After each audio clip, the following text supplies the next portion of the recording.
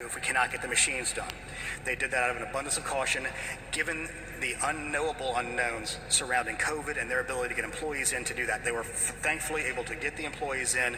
Dominion staff came in to help them make sure they got the logic and action test done, so they were able to deploy all of their BMDs and their BMD carriers and scanners, so they didn't have to use those ballots, but that's why those ballots existed. They are not fake ballots. They are real ballots. They are unused ballots. And what I find really interesting about this is they were in shrink-wrapped items in boxes that are sealed. What can you do with those? They're sitting right there. Everybody saw them. Let's see. Trying to think what other. Here's part of the problem, y'all. I sit down and try to write down everything that we see that comes over the internet as a potential thing of disinformation. It gets exploded. We all look at these things. We know there's lots of bots that are doing it. We have foreign powers that are pushing some of these things at the same time. So here's the takeaway from all this. This office has been open and transparent. We are continuing investigations. There are questions about pristine ballots. That was one last thing, the pristine ballot thing.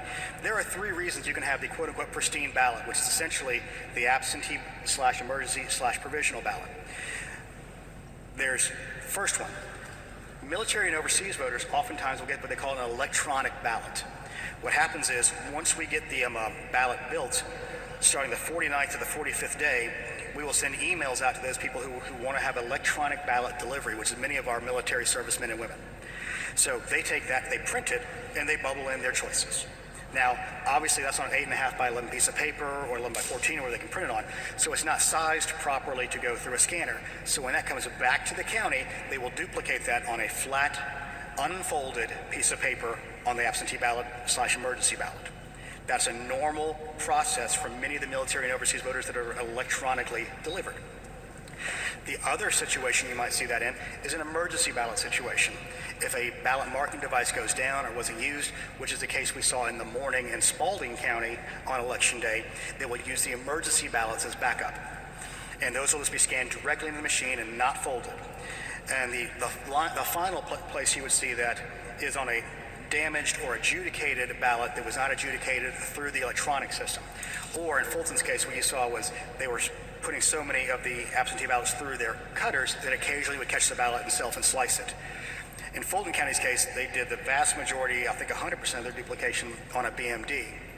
In Cobb County's location, I think they did all those on hand-marked paper ballots. So there's a difference of use and processes within each one of the counties. So that's why you would see quote-unquote pristine ballots. Wednesday, we have all heard the reports that there's going to be several senators and congressmen who will be objecting to the electors being seated. We anticipate that each time they do that, they're going to go, they'll separate out, they'll have their debate for 2 hours. The state of Georgia's electors will get seated. They will look at this evidence as best they can in such a way, and it will be voted on by the House and Senate. We anticipate that, and that will prove our certification was proper at the end of the day, and that we follow the process properly. And I give you back to Senator Tom Cotton's statement from earlier today that says this is the process that we follow. This is the appropriate step under the Constitution, of the laws of the state of Georgia, and the laws of the United States. So, with that, I want to say, if you're a Georgia voter, if you want your values reflected by your elected officials, I strongly beg and encourage you, go vote tomorrow. Do not let anybody discourage you. Do not self-suppress your own vote. Do not make a self-fulfilling prophecy out of doing this. Don't let anybody steal your vote that way. And that's what's happening. If you self-suppress, you are taking away your important voice from this election. So with that, I'll go ahead and take any questions y'all got. Sorry? Oh, sorry. I didn't know there was a microphone back there. Justin. Hey, is the Secretary of State or the State Election Board considering asking either the Fulton DA or the Georgia Attorney General to investigate the call with the president over the weekend? I do not know that. Any discussions of that? Not that I'm aware of. From all of you've said there, I mean, do you believe, as some have said, that what happened in that phone call was an attack? I'm having a really hard time hearing you. I apologize. I'll come down there. Do you believe, as some have said, that this is an attack on democracy? There we go. We can hear that. I'll start again. Yes. As some have said, do you believe that what happened in that phone call was an attack on democracy? I'll leave other people to make the decision on that. I personally found it to be something that was not normal, out of place, and nobody I know who would be president would do something like that to a Secretary of State. Thank you. Yes, Mark. Afternoon. Looking forward to tomorrow. Have you heard about any threats or security problems or anything that could interfere with people voting? And also, what do you expect turnout to be like tomorrow? Well, I anticipate there will be a high turnout, and there's a large bucket of voters in many congressional districts that could potentially show up. We anticipate there could be any number of potential threats out there that could be attempting to encourage or discourage turnout. We encourage everybody to please turn out, be safe, be smart, and don't let anybody get in the way of you casting your vote. And have you heard about any threats? Will there be extra security? We've discussed with GBI, FBI, and sheriff's departments potentially there being threats, and we've seen some of that nature potentially out there. They're under investigation.